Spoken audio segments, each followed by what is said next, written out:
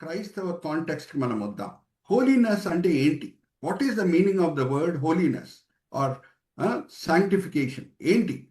మనం కూడా కాషాయ రంగు బట్టలు వేసుకొని హిమాలయ పర్వతంకి వెళ్ళటమా? అక్కడ చల్లని నీళ్ళలో స్నానం చేయటమా? అక్కడ తల కింద తపస్య చేయటమా? కాదు. పవిత్రత అంటే ఈ లోకంలో జీవిస్తూ లోకం మనలో జీవించకుండా చూసుకుండుట. హల్లెలూయా, ప్రైజ్ ద లార్డ్. ప్రభువారు ఏమంటున్నారు మన పిలుపు గురించి? మీరు సమాజంలో ఉప్పై ఉండాలి, సమాజంలో వెలుగై ఉండాలి. సమాజం నుంచి బయటికి రావాలి అని అన్నారా? లేదే. సమాజంలో ఉంటూ వెలుగై ఉండాలి, సమాజంలో ఉంటూ ఉప్పై ఉండాలి. Are you all with me? That is holiness. జాగ్రత్తగా వినండి. ఏ షిప్ అన్నా నీళ్ళలో ప్రయాణమై వెళ్తూ ఉంటుంది. నీళ్ళల్లో ప్రయాణమై వెళ్ళే షిప్కి ఏ ఆపద కూడా ఉండదు. ఆపద ఎప్పుడు వస్తుందంటే ఆ సీలో, ఆ రివర్లో ఉన్న నీళ్లు దీని లోపల వచ్చినప్పుడు. ఆర్ యు ఆల్ విత్ మీ? మనం లోకంలో నివసిస్తాం, జీవిస్తాం, కానీ లోకం మన లోపల ఉండుటకు వీల్లేదు, లోకం మన లోపల వచ్చుటకు వీల్లేదు. అందుకే ప్రభువారు ఏమంటున్నారు? ఒకసారి ఈ వాక్య భాగం నేను చదివిపిస్తాను Chris బ్రదర్తో.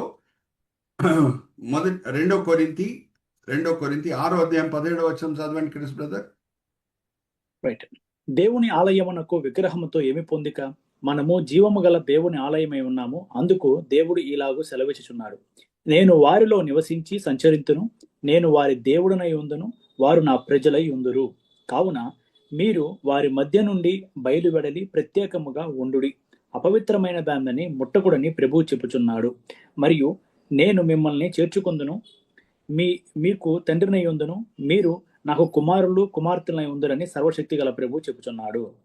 Hallelujah, praise the lord. అపవిత్రమైన విషయాలని, వస్తువులను మీరు ముట్టకండి. ఇప్పుడు జాగ్రత్త వినండి. ఒక భక్తుడు చాలా చక్కగా క్రైస్తవ జీవితంని వర్ణించాడు. ఏమన్నాడంటే, it is all about Jesus coming in to our life, not to be a resident but to be the president అని అన్నాడు. అంటే దాని అర్థం ఏంటి? యేసుక్రీస్తు ప్రభువారు మన జీవితంలో వచ్చినప్పుడు మన జీవితంలో ఉన్న ప్రతి క్షేత్రంకి ఆయన ప్రభు అయి ఉండాలని కోరుకుంటున్నారు. హల్లెలూయా, ప్రైజ్ ది లార్డ్. నేను పవిత్రమైన జీవితం జీవిస్తున్నాను అని అంటే నేను ఎటువంటి వాట్సాప్ మెసేజెస్ చూస్తున్నాను, ఎటువంటి స్నేహితులతో నేను సమయం గడుపుతున్నాను, ఎటువంటి టీవీ సీరియల్స్ నేను చూస్తున్నాను, నా ప్రయారిటీస్ ఏంటి, నా పరిచర్యలో దేవుడు మహిమపరచబడాలా నా కోరిక, లేకపోతే నేను మేలు పొందాలా? పౌలు భక్తుడు అంటాడు, ఏ పరిచర్య అన్నా పవిత్రమైన పరిచర్యగా ఎప్పుడు ఎంచబడుతుందంటే ఆ పరిచర్యలో సేవకుడు ఎక్కువ ఇస్తాడు, తక్కువ పుచ్చుకుంటాడు. హల్లెలూయా, ప్రైజ్ ది లార్డ్. ఆయన అవుట్పుట్ 100 రూపీస్ ఉంటే ఆయనకి రిటర్న్ బహుశా 50 రూపీసే వస్తుంది, కానీ అది దేవుని మహిమపరుస్తుంది అటువంటి పరిచర్య. అందుకే పౌలు భక్తుడు అంటాడు, అనేకులు పరిచర్య చేస్తున్నారు, కానీ చక్కగా ఒక ఎగ్జాంపుల్ని వాడి వర్ణిస్తాడు. ఇల్లు కట్టాలంటే దేంతో అన్నా కట్టవచ్చు, ఈవెన్ ఎండిపోయిన గ్రాసెస్తో కూడా కట్టవచ్చు, బంగారంతో కట్టవచ్చు, రాయలతో కట్టవచ్చు. ఒక దినము ఏంతో మన పరిచర్యను మనం కట్టుకున్నామో అది దేవుడు పరీక్షిస్తాడు, అగ్ని ద్వారా దాన్ని పంపిస్తాడు. ఏది ఎండిపోయిన గడ్డితో కట్టబడిందో అది కాలిపోతుంది, ఏది బంగారంతో కట్టబడిందో అది పవిత్రంగా బయటికి వస్తుంది. Hallelujah, praise the lord. మెర్చుచు షైన్ అవుతూ బయటికి వస్తుంది. Are you all understanding? True holy ministry is all about giving more and taking less. ఎక్కడుంది ఆయన ఫైనల్ ఫేర్వెల్ మెసేజ్లో?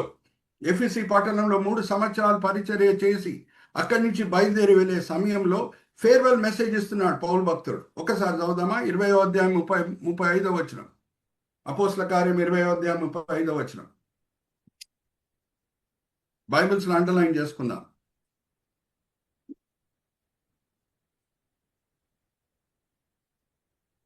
20వ అధ్యాయం 35వ వచనం.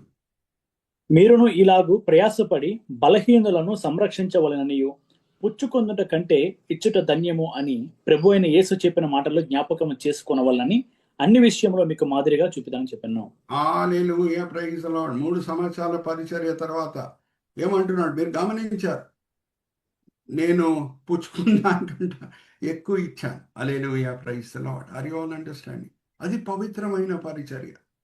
లేకపోతే పరిచర్యకి బిజినెస్కి మధ్యన ఏం వ్యత్యాసం ఉండదు. మనం ఎంత ఎఫర్ట్ చేస్తున్నాం, ఎంత చెమటలు గారుస్తున్నామో దాని తగ్గట్టే మనకి మానిటరీ బెనిఫిట్స్ వస్తే అది పరిచర్య కాదు, అది సేవ కాదు, అది బిజినెస్.